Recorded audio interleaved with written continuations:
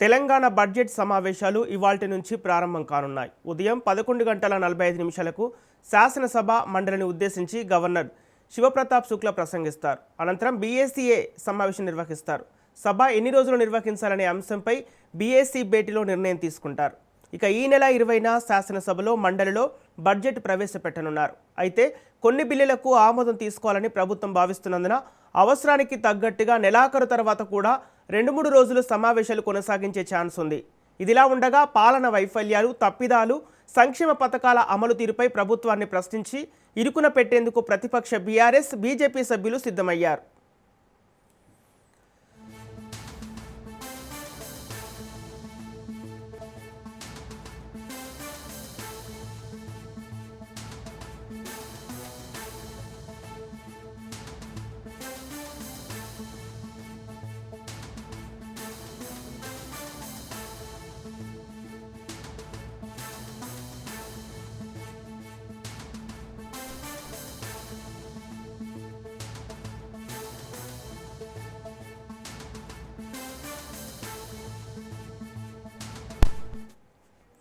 Telangana budget సమావేశాలు ఇవాల్టి నుంచి ప్రారంభం కానున్నాయి. ఉదయం 11:45 శాసనసభ మండలిని ఉద్దేశించి గవర్నర్ శివప్రతాప్ శుక్లా ప్రసంగిస్తారు. అనంతరం బీఏసీ సమావేశం నిర్వహిస్తారు.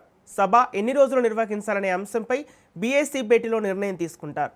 ఈ నెల 20న శాసనసభలో మండలిలో బడ్జెట్ ప్రవేశపెట్టనున్నారు. అయితే కొన్ని బిల్లులకు ఆమోదం తీసుకోవాలని ప్రభుత్వం భావిస్తున్నందున అవసరానికి తగ్గట్టుగా నెలాఖరు తర్వాత కూడా 2-3 రోజులు సమావేశాలు కొనసాగించే అవకాశం ఉంది. ఇదిలా ఉండగా పాలన వైఫల్యాలు, తప్పిదాలు, సంక్షేమ పథకాల అమలు తీరుపై ప్రభుత్వాన్ని ప్రశ్నించి ఇరుకున పెట్టేందుకు ప్రతిపక్ష బీఆర్ఎస్, బీజేపీ సభ్యులు సిద్ధంగా ఉన్నారు.